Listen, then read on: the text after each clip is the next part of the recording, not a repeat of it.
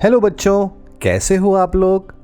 आज आपके कहानी वाले मामू लेकर आए हैं एक नई कहानी। तो बच्चों, आज की कहानी का शीर्षक है छोटा राजकुमार और अंधेरे जंगल की आवाज। बहुत समय पहले की बात है। अंबरगढ़ नाम का एक राज्य था। उस राज्य के चारों ओर ऊंचे ऊंचे पहाड़ थे और बहुत घना जंगल था। वहां के राजा का नाम था आदित्य और उनका एक छोटा बेटा था जिसका नाम था राजकुमार विवान।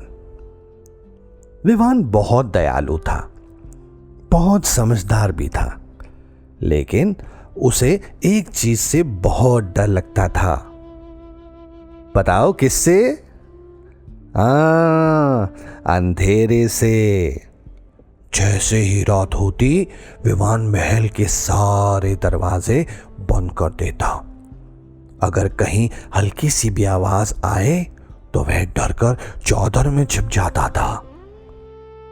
सैनिक धीरे धीरे फुसफुसाने लगे, जो अंधेरे से डर जाए वो आगे चलकर राज्य की रक्षा कैसे करेगा। यह बात विवान ने सुन ली। उसका दिल बहुत दुखी हो गया।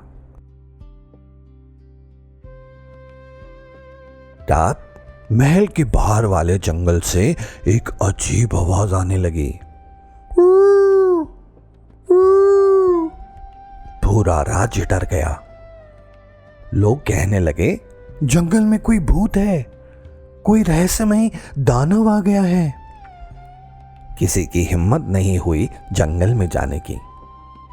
अगली सुबह राजा आदित्य बोले, जो भी मेरे इस रहस्य का पता लगाएगा उसे मैं बहादुरी का पदक दूंगा।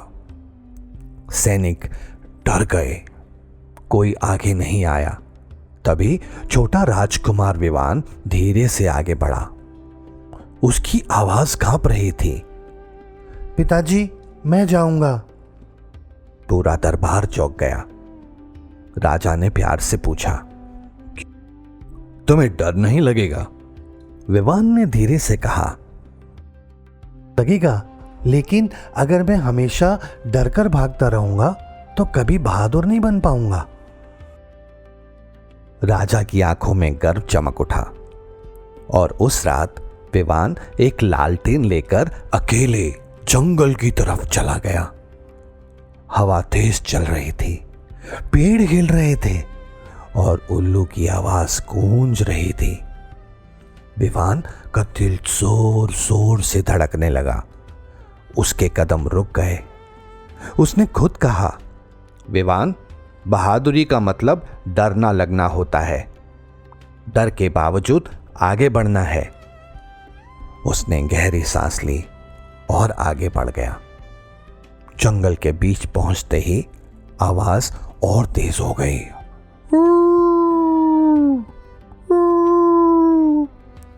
विवान ने लालटेन ऊपर उठाई। उसे सच दिखाई दिया। एक छोटा सा हिरन झाड़ियों में फंसा हुआ था। उसके सींग एक सूखे पेड़ में अटक गए थे और दर्द की वजह से वही आवाज निकल रही थी। विवान तुरंत उसके पास गया। डरो मत, मैं तुम्हारी मदद करूंगा। धीरे धीरे उसने शाखाएं काटी और कुछ देर बाद हिरन आजाद हो गया। हिरन खुशी से उछलने लगा।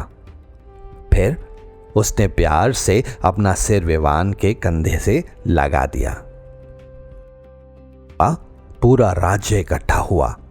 सब सोच रहे थे कि राजकुमार किसी दानव से लड़कर आया होगा, लेकिन विवान मुस्कुराते हुए बोला, वहां कोई दानव नहीं था, सिर्फ एक डरा हुआ हिरन था। पूरा दरबार शांत हो गया। राजा आदित्य ने विवान को गले लगा लिया। फिर बोला, आज तुमने साबित कर दिया कि सबसे बड़ा योद्धा वही होता है जो अपने डर का सामना करता है। उस दिन के बाद विवान को अंधेरे से डर तो लगता था, लेकिन अब वह डर से भागता नहीं था, और धीरे धीरे वही छोटा राजकुमार अंबरगढ़ का सबसे बहादुर राजा बना। तो बच्चों, हमें इस कहानी से क्या सीख मिलती है?